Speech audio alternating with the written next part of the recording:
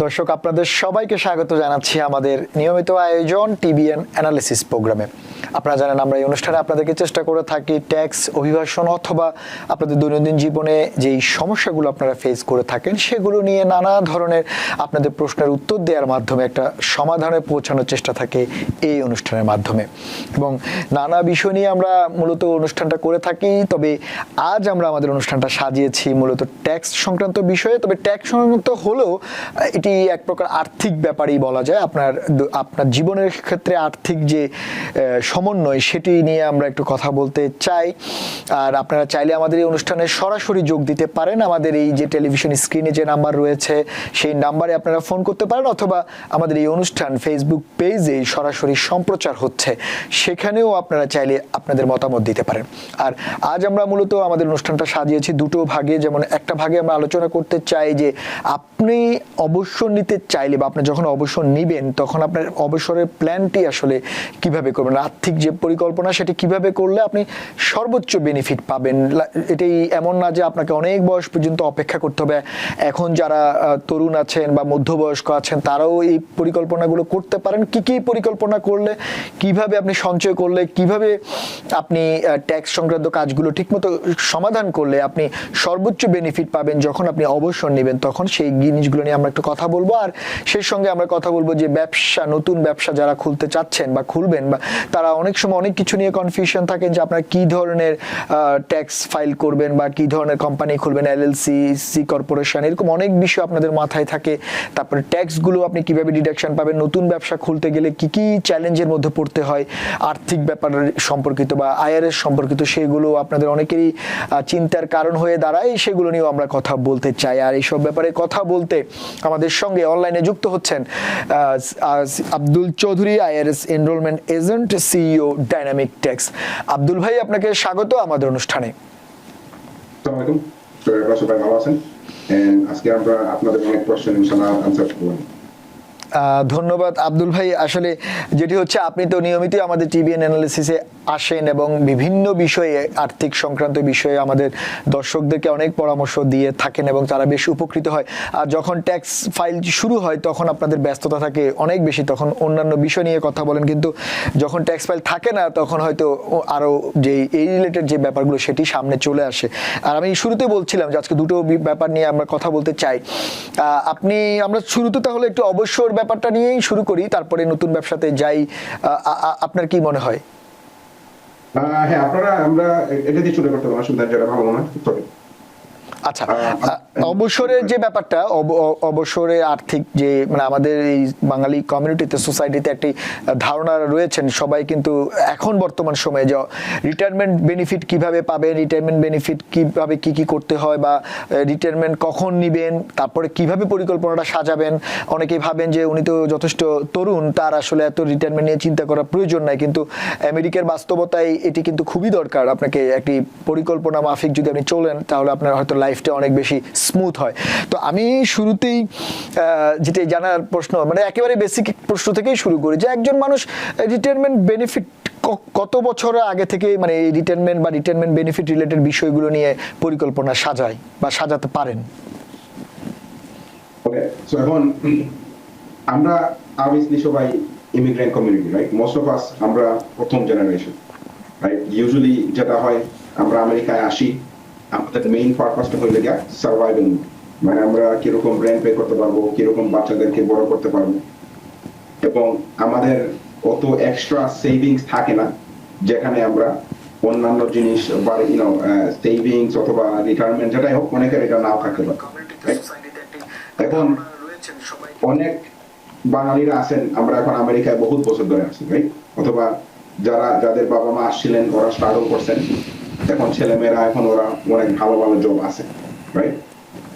এখন আমাদের যারা ওই পজিশনে যারা আছেন, যাদের মোটামুটি ছেলেমেয়েরা ভালো ইনকাম করতেছে এবং আপনারাও ভালো ইনকাম করতেছেন, আপনারা এখন বর্তমানে অলরেডি যারা তরুণ রয়েছেন, রিটায়ারমেন্ট স্ট্র্যাটেজির চিন্তা ভাবনা আপনাদের করা উচিত। কারণ আপনারা যদি দেখেন, they talk about American dreams, right? What is American dreams? American dreams হলো একজন মানুষ আমেরিকা আসার পরে আমেরিকানদের মতো একটা বাড়ি কিনতে পারবে, গাড়ি কিনতে পারবে এবং হ্যাপিলি থাকতে পারবে for the rest of his life, right? এখন আপনি কাজ করতেছেন, রেন্ট পে করতে পারতেছেন, বাড়ির মর্গেজ পে করতে পারতেছেন, অসুবিধা নাই, কারণ আপনার একটা লাইফস্টাইল তৈরি হয়েছে, রাইট? এখন আপনার লাইফস্টাইলে একটা একটা সার্টেন লেভেল আপনি থাকতেছেন। এখন আপনি যখন রিটায়ারমেন্ট এজে যাবেন, অথবা আপনি যখন একটা বয়স হবে যখন আপনি আর কাজ করতে পারবেন না, তখন আপনার কি হবে? আপনি কিরকম ওই লাইফস্টাইলটা তখন মেনটেন করতে পারবেন? How are you gonna do that, right? এখন ওইটার কারণে আই থিঙ্ক সবাই রিটায়ারমেন্ট প্ল্যানিং করা উচিত। এবং কোনো বয়স কখনোই যে একটা আপনারা রিটায়ারমেন্ট সেভিংস যে কোনো বয়স থেকে শুরু করতে পারেন। আপনার ছেলেমেয়েরা যদি 15 বছর পর, he could actually start right now. আপনার একজন ছেলে আছে, ও সামারে কাজ করছে, 3,000 টাকা 4,000 টাকা ওর ইনকাম হয়েছে, রাইট?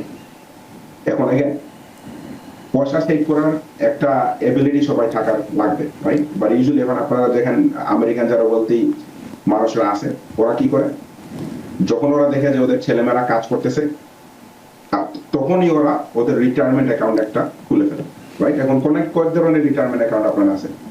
ইজি হইলে গিয়ে আপনার 401k মানে কি, আপনার একটা জব আছে এবং আপনার জবে আপনার কোম্পানি বলছে যে আপনি রিটায়ারমেন্ট অ্যাকাউন্টে আপনি কন্ট্রিবিউশন করতে পারবেন, এবং আপনার ম্যাক্সিমাম কন্ট্রিবিউশন $24,000 পার ইয়ার, 24,500 রাইট? তার মানে হইলে গিয়া আমার স্যালারি ধরেন $100,000, এবং আমি যদি রিটায়ারমেন্ট অ্যাকাউন্টে যদি আমি এখন 24,000 টাকা ঢুকাই, তাহলে ওই 24,000 আমার এখন বর্তমানে ট্যাক্স দেওয়া লাগবে না, ওকে? আমি বাকিটাতে ট্যাক্স দিব। তখন ধরেন আপনি 20,000 ঢুকালেন, রাইট? তবে তার মানে আপনি শুধু 80,000 বর্তমানে ট্যাক্স দিলেন, এবং ওই 20,000টা আপনার একটা রিটায়ারমেন্ট অ্যাকাউন্টে ঢুকলো। এবং ওই রিটায়ারমেন্ট অ্যাকাউন্টে ঢোকার পরে আপনার কোম্পানির ইনভেস্টমেন্ট ম্যানেজার আছে, এবং ওই ইনভেস্টমেন্ট ম্যানেজাররা আপনার ওই 20,000টা ওরা ইনভেস্টমেন্টের মাধ্যমে প্রফিট করতে থাকবে, রাইট? আপনার জন্য প্রফিট করতে থাকবে, ডিভিডেন্ড হোক, ইন্টারেস্ট হোক, অসুবিধা নেই, রাইট? এখন $20,000 আপনার প্রত্যেক বছর যদি ঢুকান, আপনি 5 বছরে $100,000 ঢুকাইলেন, কিন্তু আপনি যখন 20 বছর পরে ওই $100,000 কিন্তু আর $100,000 থাকবে না, most likely is gonna be 130, 140, depends on আপনার কিরকম ইনফ্লেশনের মাধ্যমে এটা বাড়তেছে, তাই? এইটা হলে গিয়ে basically the idea of retirement. কারণ আপনি যত আর্লি রিটায়ারমেন্ট সেভিং করা শুরু করবেন, আপনার তত আপনারা সেভিংস থাকতে পারবেন। রিটায়ারমেন্টের সুবিধা হলে গিয়া যে আপনি যে পয়সাটা আপনি রিটায়ারমেন্ট ঢুকাচ্ছেন, ওইটাতে আপনার ট্যাক্স দেওয়া লাগতেছে না, আপনি ট্যাক্স তখন দিবেন। একটা এক্সাম্পল আপনাকে এখানে দেন, ধরেন আপনার ছেলে অথবা মেয়ে একজন সফটওয়্যার ডেভেলপার, রাইট? ওদের স্যালারি এখন $200,000, এখন $200,000 ওদের ট্যাক্স রেট অনেক হাই, 30% উপরে, তাই না? তার মানে এখন ওরা যদি $200,000 ট্যাক্স না দিয়ে যদি ওরা $20,000 ইনকামে যদি কম ট্যাক্স দেয়, তখন কি হবে? আপনার এইখানে এই বছর বর্তমানে ট্যাক্স সেভিং হচ্ছে, এবং এই 20,000টা ওরা নিতে ওরা যখন রিটায়ারমেন্টে যাবে, এখন আপনি যখন রিটায়ারমেন্টে গেলেন তখন মোস্ট লাইকলি আপনার জব নাই, আপনি শুধু ওই $20,000 ধরেন নিলেন, তাই না? তখন কিন্তু আপনার ওই $20,000 ট্যাক্স অলমোস্ট নাও থাকতে পারে, তাই না? কথাটা বুঝতেছেন? বিকজ আপনার এখন $2,000 income, tax is too high, আপনি ট্যাক্স ইনকামটা ডিফার করে বলেন আমি এখন পয়সা নিব না, আমি পরে নিব পয়সা। যখন পয়সা নিলেন আপনারও তো ইনকাম নাই, শুধু $20,000 income, tax rate is low, অনেক সময় ট্যাক্স রেট নাই, তাই না? এখন এই একটা idea, right? Usually the idea specially আপনি যদি হাই ইনকামে আসেন বর্তমানে, এবং আপনার সেই ব্যাংকে পয়সা সেভিংস বসে পয়সা আপনার দরকার নাই, দেন ইউজ দ্যাট সেভিংস, এবং বর্তমানে যে ইনকামটা আছে ওইখান থেকে আপনি রিটায়ারমেন্টে পয়সা ঢুকাই দেন, pay the tax leave, right? One option. এখন আরেকটা স্ট্র্যাটেজি আছে, ধরেন এখন আপনার ইনকাম বর্তমানে কম, আপনি let's say self employed individual, আপনার শুধু ইনকাম $50,000, রাইট? ছেলেমেয়ের সব কিছু ফাইলিং এর পরে আপনারও তো ইনকাম ট্যাক্স নাই, ইনকাম ট্যাক্স শুধু দিচ্ছেন আপনি সেলফ এমপ্লয়মেন্ট ট্যাক্স দিতে পারেন। আপনিও কিন্তু স্টিল, যেহেতু আপনি সেলফ এমপ্লয়েড ইন্ডিভিজুয়াল, আপনিও স্টিল রিটায়ারমেন্ট অ্যাকাউন্ট খুলতে পারবেন, ট্রেডিশনাল অ্যাকাউন্ট খুলতে পারবেন, রথ আইআরএ খুলতে পারবেন, অথবা সোলো 401k একটা আছে যেটা আপনার জন্য might be too complicated, because আপনার যেহেতু ইনকাম একটু কমের মাধ্যমে আছে, বাট স্টিল ট্রেডিশনাল আইআরএতে আপনি স্টিল $7,000 ঢুকাইতে পারতেছেন, which is pretty good in my opinion. অনেকে কোনো কিছুই আপনারা ঢুকাচ্ছেন, তাই না? You rather do 7,000 versus 0 or 5,000 versus 0, তাই? এখন যাদের এখন ইনকাম কম, আপনারা রথ আইআরএ পাইতে পারবেন। রথ আইআরএ জিনিসটা কি? আপনি আইআরএস কে বললেন যে আমি $7,000 ঢুকাবো আমি রিটায়ারমেন্ট অ্যাকাউন্টে, কিন্তু আমি কোনো ট্যাক্স ডিডাকশন দিব না। আমার ইনকাম 50,000, আমি 50,000 আমি ট্যাক্স দিব। কারণ আপনি জানেন আপনি মেরিট, আপনার ইনকাম ট্যাক্স রেট এমনিতেই কম, বিকজ $30,000 কমে যাবে ওইখান থেকে, তাই না? তার মানে অনলি $20,000 ট্যাক্স দিচ্ছেন 10% এর নিচে, ক্রেডিট টেডিট সহ after that it's almost nothing. এখন ওই $6,000 আপনি যখন 30 বছর 20 বছর পরে নিলেন, লেটস সে ওই $6,000 আপনার হয়ে গেল $10,000। আচ্ছা, আপনি যখন তখন পয়সাটা নিলেন, what happens then? তখনও আপনার ট্যাক্স দেওয়া লাগতেছে না। why? because it's a Roth IRA। Roth IRA তে বলা হয়েছে তুমি যদি এখন ট্যাক্স ডিডাকশন না দাও, আপনি সবগুলো একসাথেই বলছেন, আমরা হয়তো ধাপে ধাপে এগুলো নিয়ে কথা বলবো। আপনাকে একটু থামাতে হচ্ছে, দুঃখিত। আমাদের একজন দর্শক আছেন টেলিফোন, আমরা একটু টেলিফোন প্রশ্নটি নিয়ে এসে আমি অন্য আলোচনাতে আবার যাব। দর্শক কে আছেন, আপনি নাম বলে প্রশ্নটি করুন। আসসালামু আলাইকুম, আমি সানি বলছি নিউ ইয়র্ক থেকে। ধন্যবাদ জনাব শান্তনু, আপনি সুন্দর উপস্থাপনার জন্য। সেই সাথে আজকের অতিথিকে আমার একটি প্রশ্ন। উনি নিজে খুব ইসলামিক মনস্ক একজন ব্যক্তি এবং বিভিন্ন ইসলামিক অনুষ্ঠানে উনি স্পন্সরও করে থাকেন এবং খুব জ্ঞানী ব্যক্তি। আমার প্রশ্ন হলো, রিটায়ারমেন্ট প্ল্যান বেশ কিছু প্ল্যান আছে, যার মধ্যে কিছুটা ঠিক মানে সন্দেহযুক্ত। তো ওনাকে পার্টিকুলারলি কোনটা ইসলামিক সম্মত সঠিকভাবে, সেটা আমি ওনাকে একটা দিক নির্দেশনার জন্য আমি অনুরোধ করছি। ধন্যবাদ জনাব আব্দুল সাহেব। ধন্যবাদ আপনাকে। দর্শক, আপনি বেশ ভালো একটি প্রশ্ন করেছেন, কারণ আমাদের সোসাইটিতে এটি বেশ আলোচিত, কারণ অনেকেই খুব ধর্মপরায়ণ, সেক্ষেত্রে অনেকে এটা নিয়ে একটু কনফিউশনে থাকেন। এটি একটি ভালো প্রশ্ন আমার মনে হয়। আব্দুল ভাই, আপনি যদি একটু উত্তর দিতেন এই ব্যাপারটা নিয়ে, যে অনেকের এটা নিয়ে সন্দেহ থাকে, যদি একটু দূর করতেন আপনি। ওকে, এখানে this is very good question, very good question. এটা সবার অ্যাপ্লিকেবল। অনেকে বলতে পারেন যে ওকে আপনারা হালাল হারামের কেন চিন্তা আছেন, আপনি আমেরিকান, দ্যাট ডাজন্ট ম্যাটার। আপনি আমেরিকা আছেন, স্টিল আপনার জন্য জিহাদ is a lot strong, a lot harder here than in Bangladesh, right? So I'm glad you asked me this question. ওকে, এখন আমি আপনাকে যে আনসারটা দিব from a technical perspective, ঠিক আছে?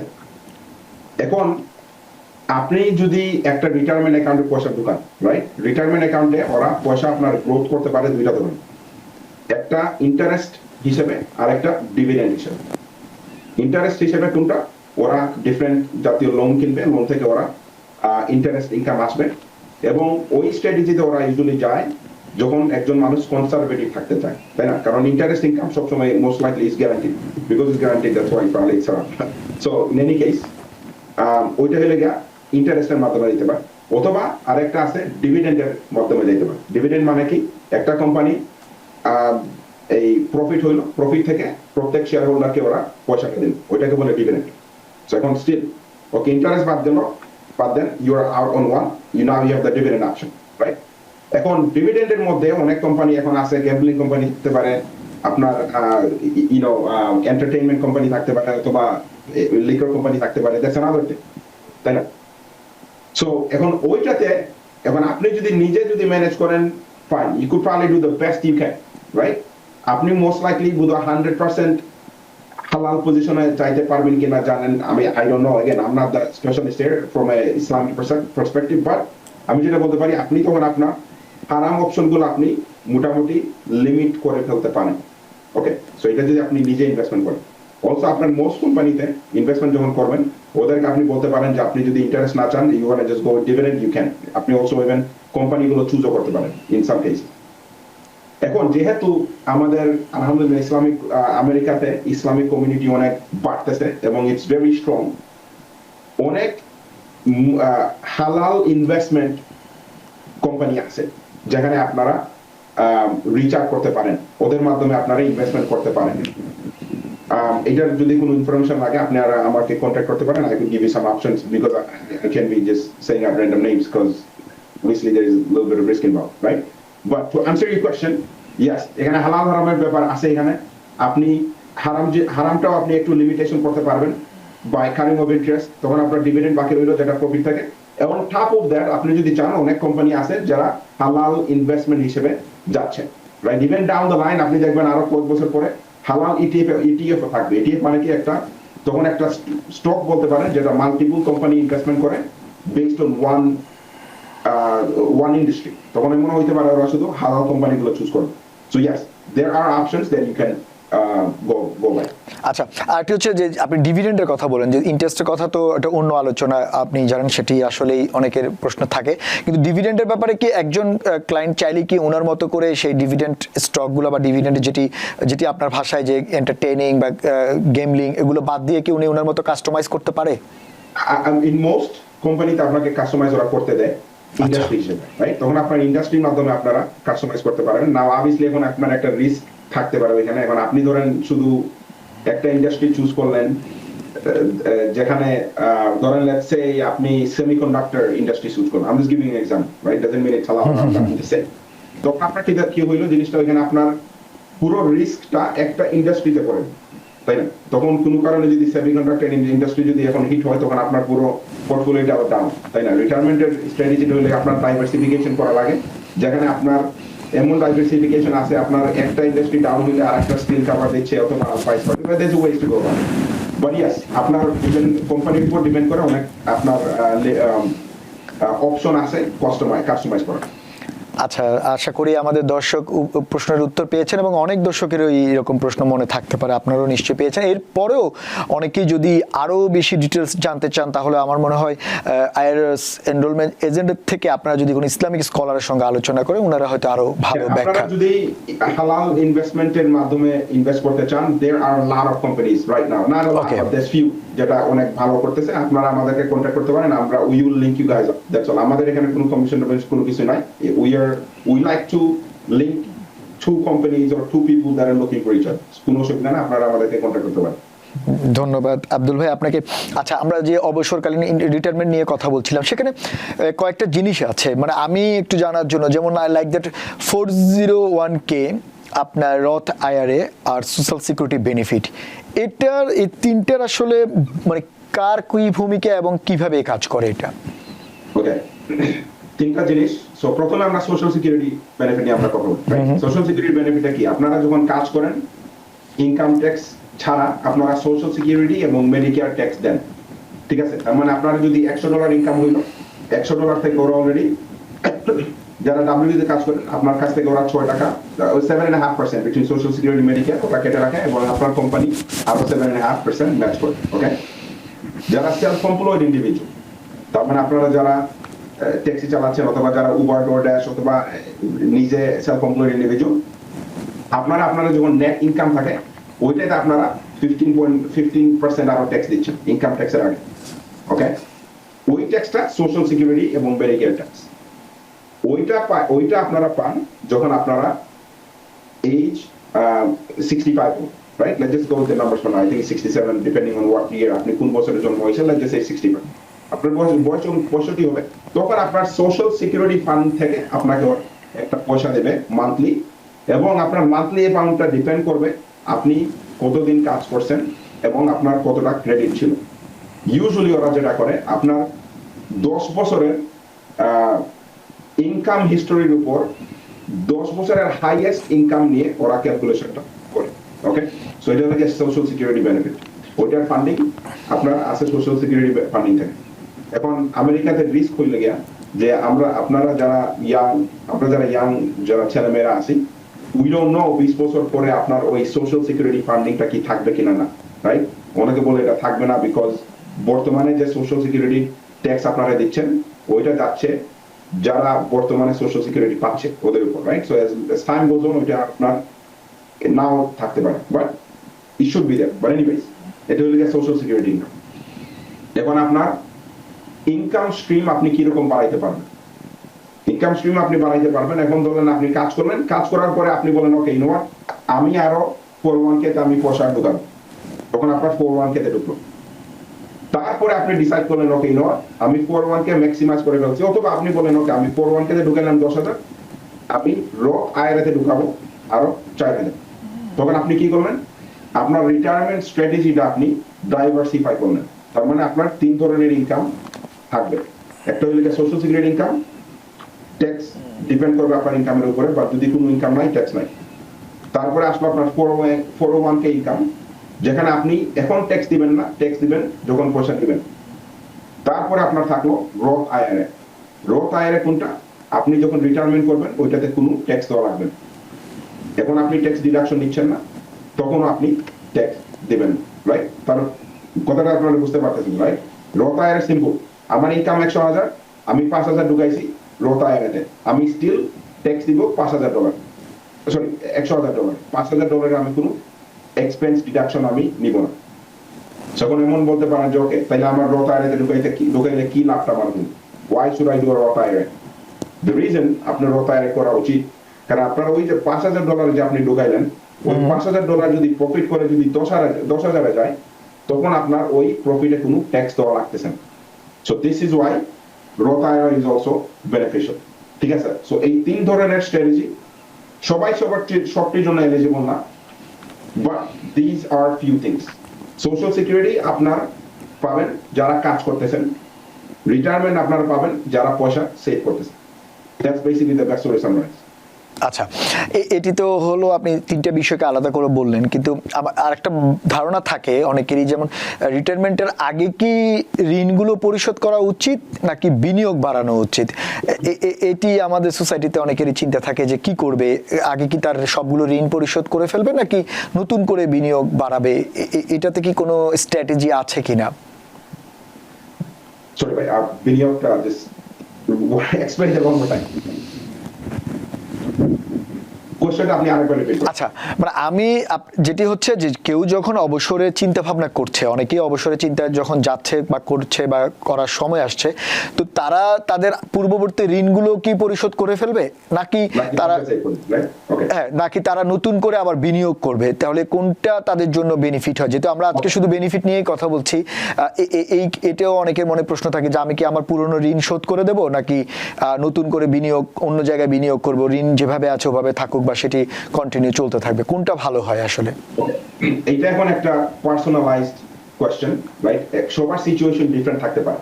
আচ্ছা, ফর এক্সাম্পল, এখন ধরেন একজন মানুষ $20,000 ক্রেডিট কার্ড লোন আছে।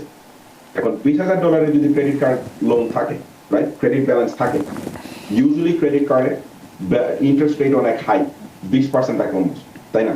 তার মানে আপনার এখন ইন্টারেস্ট এক্সপেন্স যদি 20% আর আপনার রিটায়ারমেন্ট পয়সা ঢুকে যদি only rate of return is only 5%, 7%, right, even 10, তার মানে কি আপনার এক্সপেন্সটা বাড়তেছে ওই সাইডে, রাইট? আপনি এখন স্ট্র্যাটেজিক্যালি এখন এটা আপনার করা লাগবে, কারণ যদি দেখা গেছে যে আপনার একটা লোন আছে যেখানে আপনার ইন্টারেস্ট অনেক হাই, মি পার্সোনালি আমি ঋণগুলো আগে পে অফ করি, অথবা আমি দেখবো যে ওকে আমি কি কোনোভাবে রিফাইন্যান্স করা সম্ভব কিনা না, অথবা ব্যালেন্স ট্রান্সফার করা সম্ভব কিনা না, রাইট? ব্যালেন্স ট্রান্সফার মানে কি?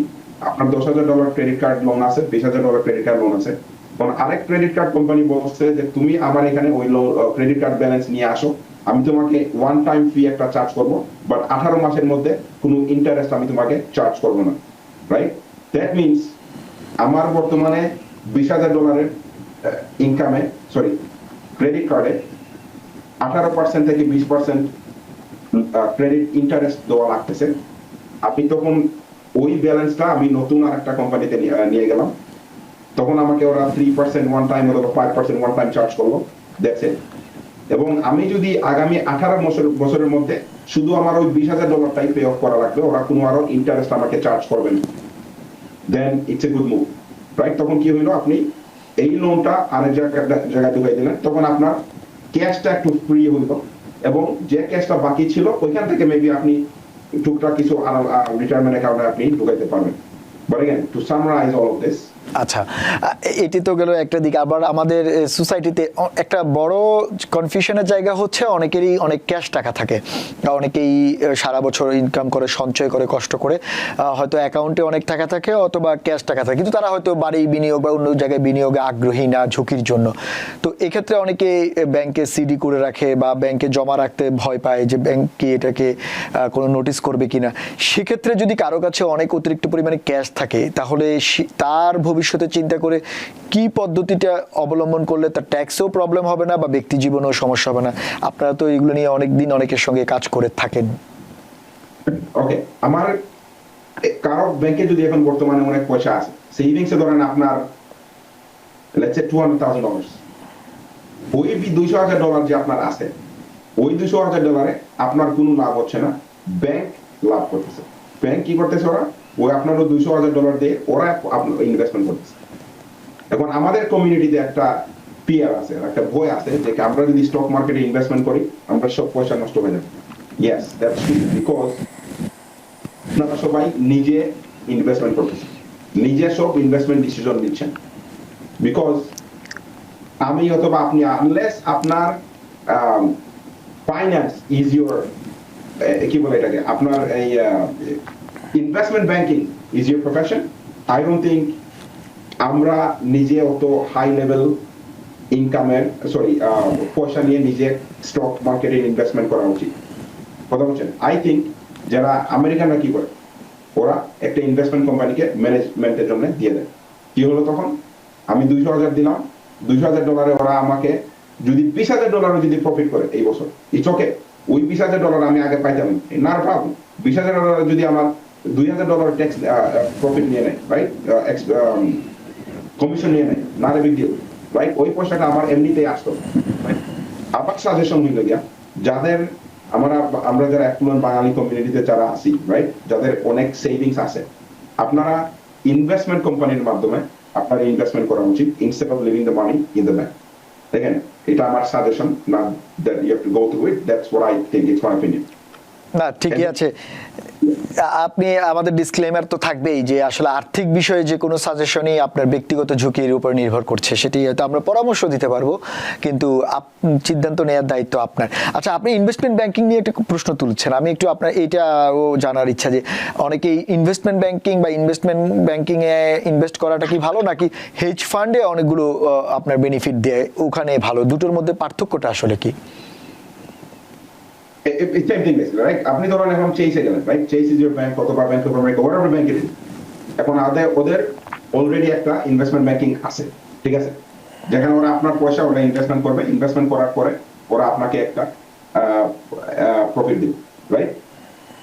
Tax funds is very similar, but ওদের কন্ট্রিবিউশন অ্যামাউন্টটা একটু হাই থাকতে পারে, রাইট? ওরা আপনার কন্ট্রিবিউশন চাইতে পারে $200,000, $50,000, whatever the case is, এবং এক একটা হেজ ফান্ড এক এক ধরনের ইনভেস্টমেন্টে থাকে। ওরা these are like more boutique, right? ওরা বড় কোম্পানি থাকে না, ওরা অনেক সময় স্মলার সাইজ ফার্ম, বাট ওদের রেট অফ রিটার্ন এবং দেখতে পারেন আপনি, রাইট? এইটা আপনার ডিপেন্ড করবে না আপনি কিরকম ইনভেস্টমেন্টে যান। ইটস ওকে, অনেকে যেটা করে ওরা এটা ডাইভার্সিফাই করবে, কিছু দিল এই ব্যাংকে, কিছু দিল আর একটা ব্যাংকে, right? So all of that is the same thing. আপনার শুধু মেক শিওর করা লাগবে যে আপনি যে ব্যাংকের মাধ্যমে আপনারা ইনভেস্টমেন্ট করতেছেন, most bank is pretty good, right? আপনার শুধু মেক শিওর করা লাগবে যে আপনি বুঝতে পারতেছেন যে আপনি কিসে ইনভেস্টমেন্ট করতেছেন, রাইট? আপনার এটা কি সিডি নাকি আপনি স্টক মার্কেটে ঢুকায়, whatever the case it is, make sure you understand the science behind all of this, right? ওরা আপনাকে অলরেডি বলবে যে আপনার রেট অফ রিটার্ন এত টাকা থাকতে পারে অথবা নাও থাকতে পারে, but both are good options. আচ্ছা, আরেকটি হচ্ছে আমাদের একজন দর্শকের জানার ইচ্ছা, সেটি হচ্ছে যে উনি কি গোল্ডে বিনিয়োগ করবেন নাকি ইনভেস্টমেন্ট ব্যাংকে বিনিয়োগ করবেন, আর ওনার প্রশ্ন হচ্ছে যদি উনি গোল্ডে বিনিয়োগ করেন তা সেক্ষেত্রে পরবর্তী ট্যাক্স ফাইলিং এ কি এগুলো উল্লেখ করতে হবে কিনা? ওকে, এটা কিন্তু ট্যাক্স অ্যানালিসিস, রাইট? আমরা কিন্তু ইনভেস্টমেন্ট আপনাকে অ্যাডভাইস আমরা দিচ্ছি না এখানে, রাইট? আমরা যেটা বলতেছি এখানে যে আপনার আনসারটা আমি দিতে পারবো from a tax perspective, right? এখন আপনি কি গোল্ড ইনভেস্টমেন্ট করবেন নাকি না stock market, that's not me, I am not the guy for that, right? No accountants, CPAs, EAs are not the guy for this, right?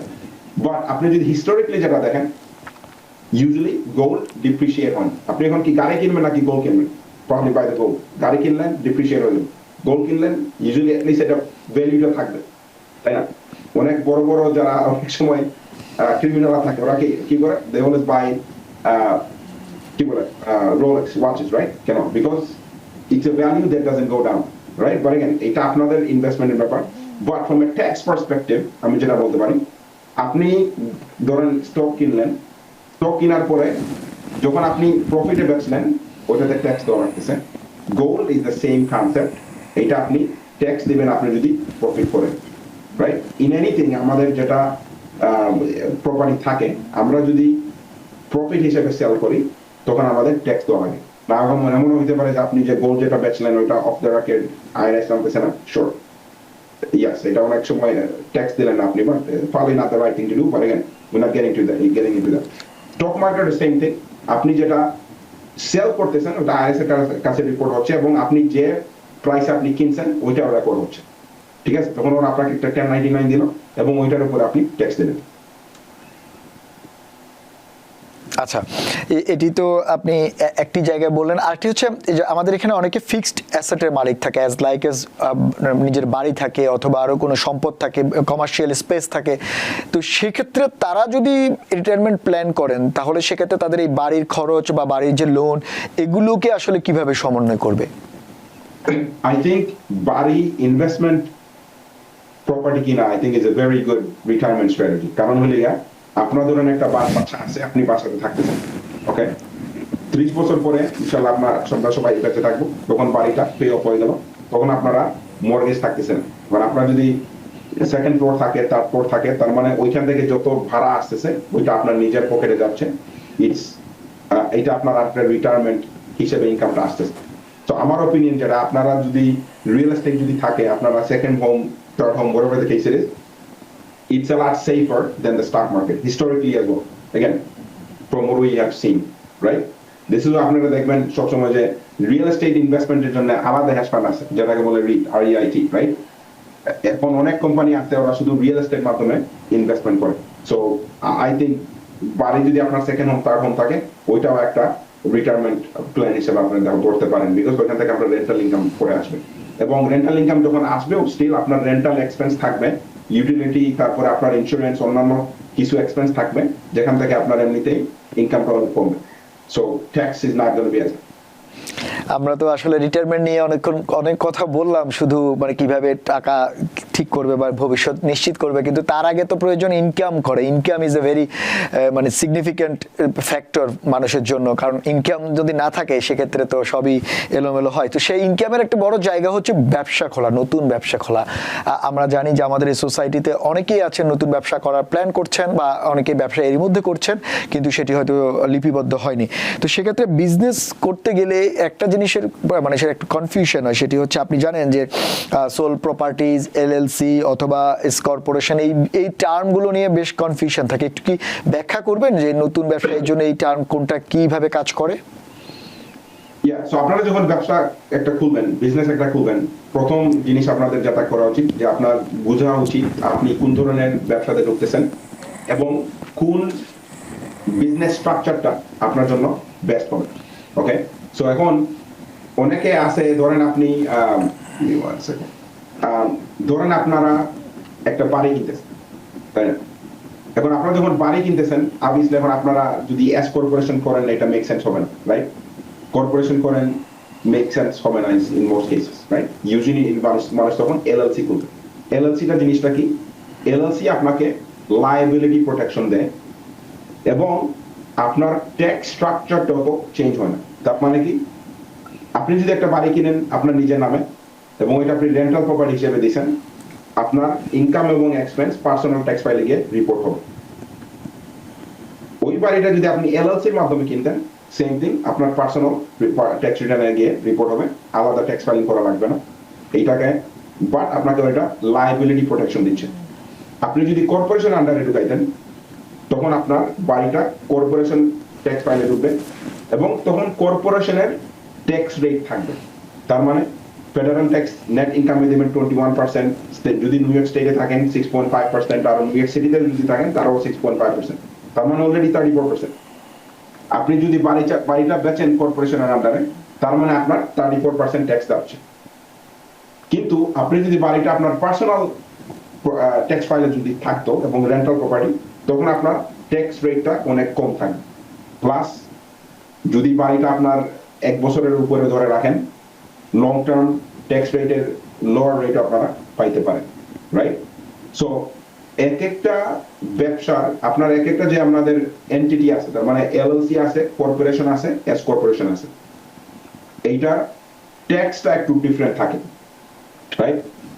অনেকে corporation খুলেন, corporation usually যারা কারা খুলেন, যারা পাবলিকলি আউটসাইড থেকে ফান্ডিং আনবে।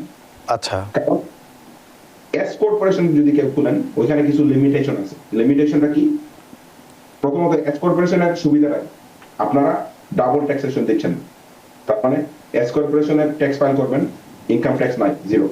আপনার পার্সোনাল ট্যাক্স ফাইলে গিয়ে ঢুকবেন, ওইখানে ট্যাক্স দিবেন। যদি ওইটা কর্পোরেশন হইতো তখন কর্পোরেশনের ট্যাক্স দিবেন 34%, আপনার পার্সোনাল ট্যাক্স ফাইলে গিয়ে আরো ডিভিডেন্ড ট্যাক্স দিবেন, দুইবার ট্যাক্স দিবেন, তাই না? সো এজ এ রিজাল্ট অনেকে এস কর্পোরেশন খুলতে পারে। কিন্তু এস কর্পোরেশন যখন খুললেন লিমিটেশন আছে, 100 জনের উপরে থাকতে পারবে না, পার্টনার আপনার কর্পোরেশন থাকতে পারবে না, লিমিটেশন আছে। সো এই কারণে অনেক সময় মানুষ এলএলসি খুলে। এলএলসির সুবিধা কি? অনেক লিনিয়েন্ট। আপনার কর্পোরেশন হোক, ইন্ডিভিজুয়াল হোক, যে কেউ পার্টনার হতে পারে। প্লাস প্রফিট পার্সেন্টেজও আপনারা যে কোনোটাও রাখতে পারেন, right? So this is Y আমার মেইন সাজেশন হইল গিয়া, আমরা এলএলসি এস কর্পোরেশন নিয়ে আরেকদিন অনেক লম্বা কথা বলতে পারবো, আপনি একটা শর্ট আনসার দিচ্ছেন। আমার main advice is right here, যখন আপনারা ব্যবসা খুলবেন লাস্ট মিনিটে ব্যবসা ক্লোজ হওয়ার আগের দিন এসে আব্দুল ভাই আমার কর্পোরেশন এলএলসি লাগবে, কুইকলি বানানো হয়। Don't do that.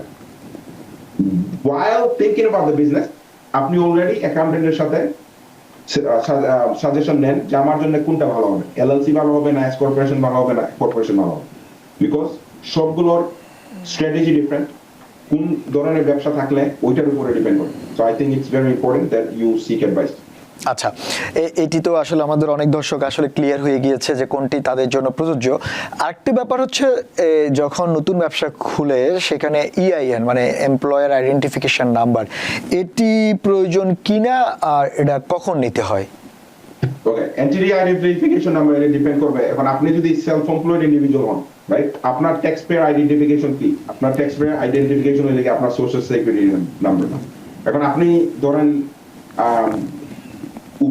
ধরেন আপনি প্রাইভেট লিমুজিন কোম্পানি আপনার, এবং আপনাকে আপনার মালিক অথবা আপনার যার সাথে কাজ করতেছেন ওরা আপনাকে একটা 1099 দিবে। এখন আপনি ওদেরকে আপনার সোশ্যাল সিকিউরিটি নাম্বার দিতে চাচ্ছেন, ওই সিচুয়েশনে আপনি সোল প্রোপ্রাইটার হিসেবে আরেকটা ইআইএন অ্যাপ্লাই করতে পারেন, যেটাকে বলে এমপ্লয়ার আইডেন্টিফিকেশন নাম্বার। তখন আপনার নামে বিজনেস নেম একটা দিবেন, ওইটার নামে আপনার একটা ইআইএন আসবে, এবং ওই ইআইএন আপনার সোশ্যাল সিকিউরিটি নাম্বারের সাথে লিংক থাকবে।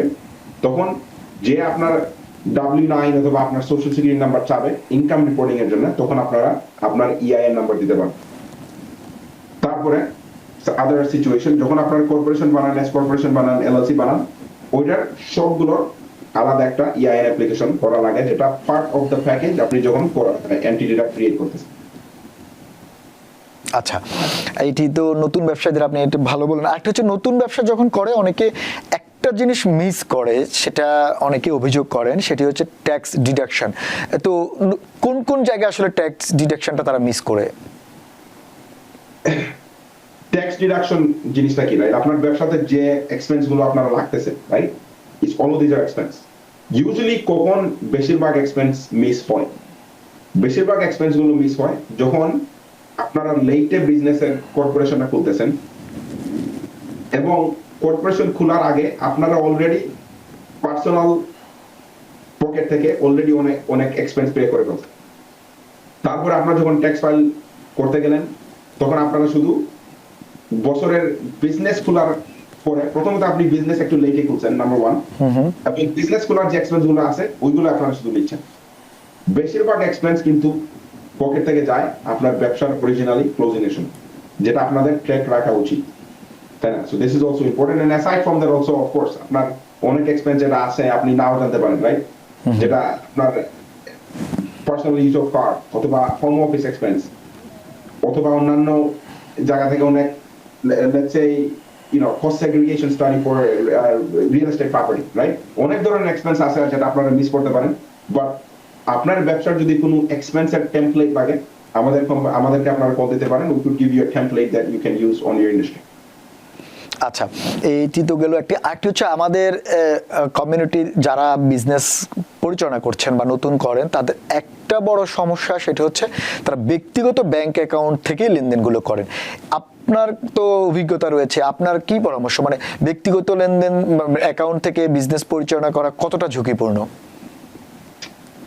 আপনাদের যাদের এলএলসি অথবা কর্পোরেশন আছে, এস কর্পোরেশন আছে, আপনাদের পার্সোনাল যদি এলএলসি থাকে, এলএলসি ব্যাংক অ্যাকাউন্ট খুলবেন, এলএলসির মাধ্যমে আপনারা সব এক্সপেন্স লেনদেন করবেন। S corporation same thing.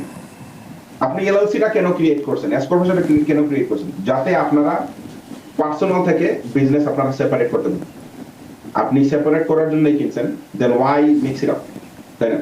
যারা পার্সোনালি, যারা আপনারা সেলফ এমপ্লয়েড সোল প্রোপ্রাইটার, যারা ধরেন যারা আপনারা উবার চালাচ্ছেন, অথবা আপনারাও যারা করতে পারেন যে আপনারা আলাদা আরেকটা অ্যাকাউন্ট খুলতে পারেন যেটা আপনার শুধু ব্যবসার জন্য, অথবা আপনার বিজনেস অ্যাকাউন্টও আপনারা খুলতে পারেন even as a sole proprietor, যেটা আপনি শুধু বিজনেসের জন্য ইউজ করবেন। তখন আপনার সুবিধাটা কি হবে?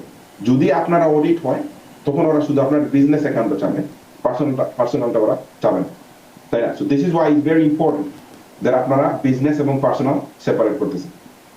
আচ্ছা, আমাদের সময়ও শেষ পর্যায়ে, একেবারে শেষ পর্যায়ে এসে যেটি হচ্ছে আরেকটি গুরুত্বপূর্ণ বিষয় অনেকের আতঙ্কে থাকে, সেটি হচ্ছে সেলস ট্যাক্স অথবা লোকাল ট্যাক্স যে ব্যাপারটি রয়েছে।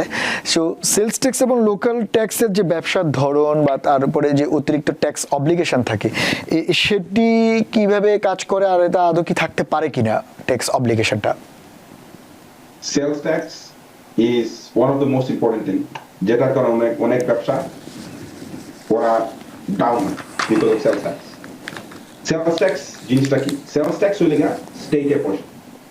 আপনি যে স্টেটে আছেন, যে কাউন্টিতে আছেন, যে সিটিতে আছেন, ওই সিটির একটা সেলস ট্যাক্স রেট থাকে কয়েকটা আইটেমের উপর, রাইট?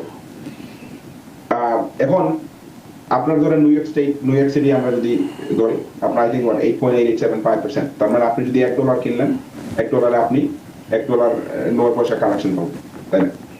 $1.09 কালেকশন করার পরে আপনার হইল গিয়ে $1, নিউ ইয়র্ক সিটির হইলে গিয়ে 9 সেন্টস। এখন আপনি যদি ওই পয়সাটা ওদেরকে ফেরত না দিচ্ছেন, হোয়াট হ্যাপেন? ইউ স্টোল দেয়ার মানি, তাই না? এখন যেটা দেখা যায় আপনার রেস্টুরেন্ট লাইনে স্পেশালি, যেটা দেখা যায় আপনারা সেল করতেছেন, 100,000 সেল হইল, ব্যাংকে দেখতেছেন $108,000, বাট ওই যে $8,000 is not yours, is the state's money. আচ্ছা, বিকজ আপনারা প্রপার অ্যাকাউন্টিং করেন নাই, প্রপার প্ল্যানিং করেন নাই, কোয়ার্টার শেষে দেখা গেছে যে আপনার পয়সা আসলে, ব্যবসা আসলে maybe is not a profit, because lot of that money যেটা ব্যাংকে বসে রয়েছে ওইটা সেলস ট্যাক্সের পয়সা। So this is why sales tax, এটা খুবই ইম্পর্টেন্ট। প্লিজ যদি এটা কালেকশন করতেছেন, ওইটা আপনারা স্টেটকে দিবেন। অলসো আপনি যদি সেলস ট্যাক্স কালেকশন না করবেন, that means it's included in that $1। ধরেন আপনি নিউজ স্ট্যান্ডে গেলেন, পানি কিনলেন $1, it's not $1 anymore, but sure let's say it's $1। আপনি কোনো কিছু কালেকশন করেন না এবং স্টেট আসলো, আমার সেলস ট্যাক্স কই? বলে আমি তো সেলস ট্যাক্স কালেকশন করিনি। ওকে, তুমি কত টাকা কালেকশন করছো? $1 কালেকশন করছো। ওকে, তার মানে $1 এর মধ্যে 92 সেন্টস তোমার, 8 সেন্টস আমার। So that's another thing to keep in mind, right? So please, sales tax, be very careful with it. Pay the sales tax. That's not your money, state money. Abdul ভাই, আসলে অনেক বিষয় রয়েছে, আপনার সঙ্গে আলোচনা করলে সবসময় অনেক প্রশ্ন থাকে, যেমন পেরোল থেকে শুরু করে নতুন ব্যবসায় আরো অনেক রকমের ব্যাপার রয়েছে, হয়তো আমরা এই অল্প সময়ে এটি সম্ভব না। অন্যদিন হয়তো আপনার সঙ্গে এই ব্যাপারগুলো নিয়ে আমরা আরো ডিটেলস আলোচনা করব। হয়তো অনেক দ্বারা আমাদের দর্শক রয়েছে নতুন ব্যবসা খুলতে চাচ্ছেন, তাদের জন্য এই ধরনের অনুষ্ঠান বেশ উপকার হবে। চাইলে আপনারা পরবর্তীতে ইউটিউবেও আমাদের এই অনুষ্ঠানটি দেখতে পারেন। আব্দুল ভাই, আপনাকে আবারও বিশেষ ধন্যবাদ আমাদের সঙ্গে যোগ দেওয়ার জন্য। থ্যাংক ইউ, ইনশাআল্লাহ আবার দেখা হবে।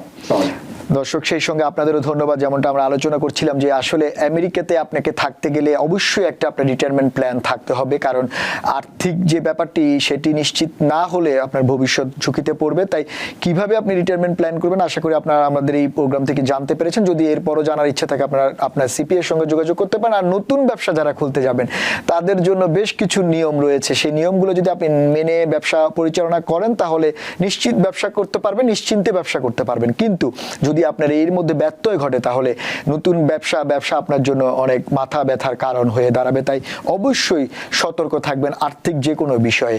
আজ এ পর্যন্তই, অন্যদিন অন্য কোনো বিষয় নিয়ে আপনাদের সামনে আবারও হাজির হব। ততক্ষণ আমাদের সঙ্গেই থাকুন।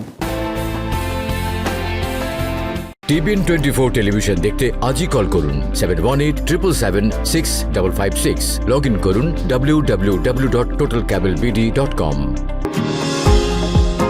নিউ ইয়র্ক থেকে সম্প্রচারিত TBN 24 টেলিভিশন বিশ্বজুড়ে বাঙালির কণ্ঠস্বর।